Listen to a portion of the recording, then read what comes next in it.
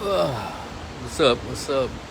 It's your man Rico the Opinionist. I'm just sharing opinions, y'all. I'm waiting for my clothes to dry, so I think I'll take a minute and just talk about this recent topic. There's so many topics I like to talk about. I'm gonna start with this on this Memorial Day weekend kickoff. Yes, I'm kicking it off by doing laundry. So y'all continue to like, share, and subscribe. Get on over to my YouTube channel. 848 subscribers. I need more. I'm trying to get to 1,500 so we can start that Rico the Opinionist podcast. And this is more like a local opinion, but I'm sure it'll touch a lot of national or touch people nationally. I'm sure it's a broader topic. And in my hometown of Memphis, Tennessee, the local news reported an incident that occurred in Holly Springs, Mississippi, at a jug joint or a lounge referred to as CJ's Lounge. And shout out to Mr. CJ. I said that damn thing looked fun too. I love a good jug joint. Man, that's so much fun. As my man said, in the hole in the wall, I had my best time, y'all. In the hole in the wall, but it didn't look hole in the walls, but based on the news, looked like it was a lot of fun. But Holly Springs, Mississippi is a very historic place. Ida B. Wells' stomping grounds, and also the home of the wonderful HBCU, Rust College. I spent a lot of time there back in the day because of this leadership conference I used to go to at least for 5 or 6 years in a row. It was wonderful. Talking about black excellence down there. I think Holly Springs, Mississippi is a majority black little town. It's had some controversy last summer, I think with the mayor or something. But anyway, still, I always looked at it as a wonderful little getaway, from the hustle and bustle of Memphis. It's like, what is it, 60 miles away, if it's that far away from Memphis? But shout out to Holly Springs, Mississippi. And I know the barbecue is good there, and I know the soul food is probably awesome. But I want to say this as it relates to that wonderful HBCU there called Rust College. Rust College was the home of the National African American Student Leadership Conference. Shout out to everybody. Man, it was so much fun. That's where you met the creme de la creme of black intelligentsia and African-centered consciousness. I met a lot of our scholars there. From Dr. Frances Welsing to Dick Gregory to President Obama's old pastor, what's his name? Jeremiah Wright. I mean, you name it. And Sabukwe family. What's up with all? Had all them pretty daughters. Man, don't make me go down that road of memory. And I want to shout out to Dr. A.J. Stovall, who was probably the main ringleader of that National African American Student Leadership Conference, an actual black conference there. It wasn't no multicultural this and conference of color. It was black conference. And I really admired Dr. A.J. Stovall, and I really respected him for that. And he's a fellow social worker. At least he was the head of the social work department there at Rust College. I'm sure he's just having a blast. I'm sure he's retired by now. It was a few years back in the early 2000s. What else? Yes, again, Holly Springs, Mississippi. Probably one of those overlooked paradises that we just kind of ride through on our way to other places. But CJ's Lounge. If y'all saw it on Fox News, it's on their Facebook page, and there's a recent story about looks like a Caucasian man was in there partying, doing his little goofy dance, looking like Jim Carrey. But at some point, he got too drunk and allegedly got into it with some folks. He started yelling the N-word or throwing the N-word around. And the video shows where he leaves out, but the report goes that some brothers got a hold of him and whooped his ass. And to the point that they stripped his pants off or had him naked around there after they whooped his ass. And so, of course, they want to call it a hate crime based on race. And Mr. CJ, his name is Chavez or something, well, he's fighting back against that lie. He said, no, it wasn't a hate crime. It wasn't about race. It was just a fight. Fights that take place at clubs a lot. Just because he was white and got his ass whooped didn't mean that it was about hate or race. They probably hate that he started acting a damn fool up in there. And then I read a comment under there where somebody said, you know, I can't stand these whatabouts or what ifs.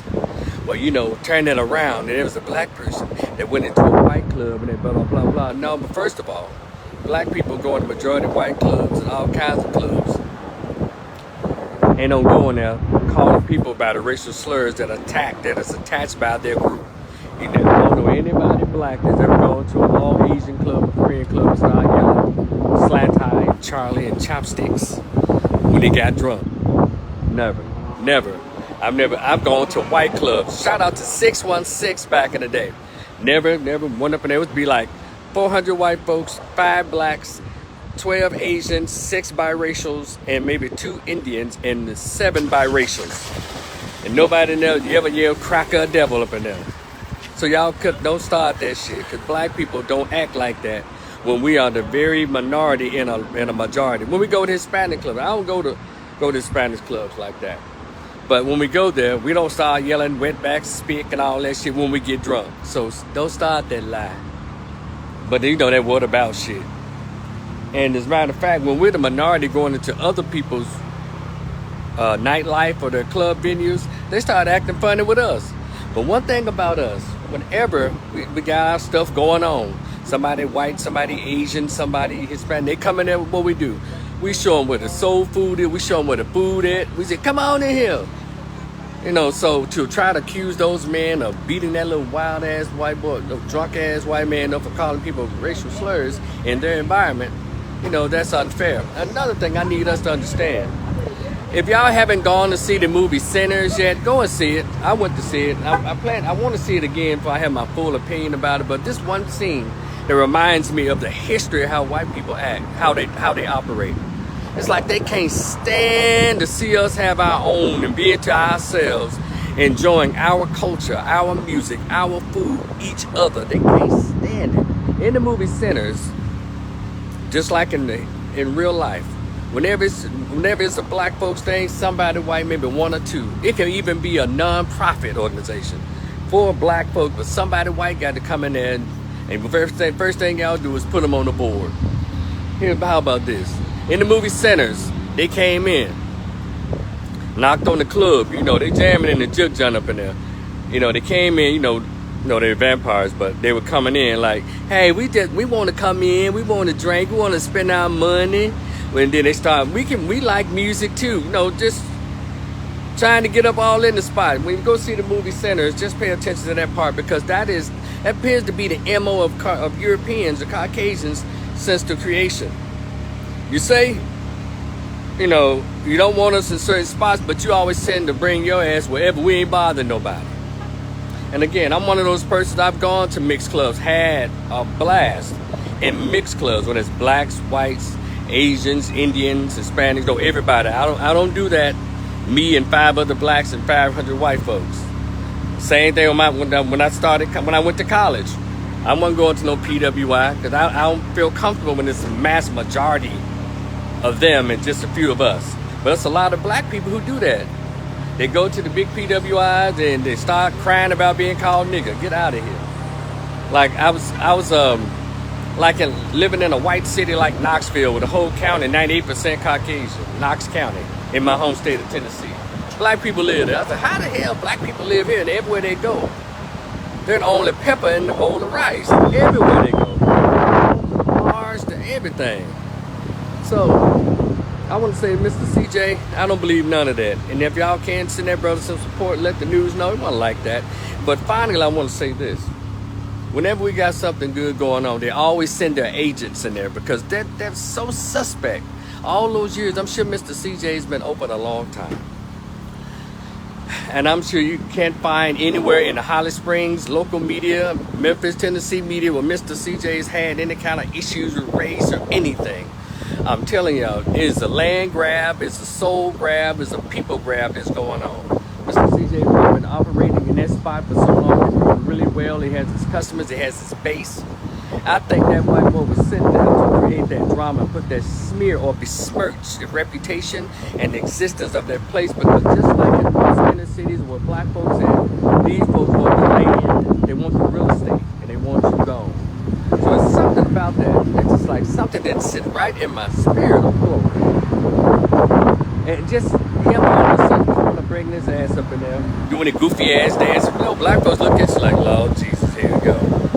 But you have to understand, you have to side eye these people. When they come up in your spot just out of nowhere, it's coming up in there, y'all love to invite them to the cookout.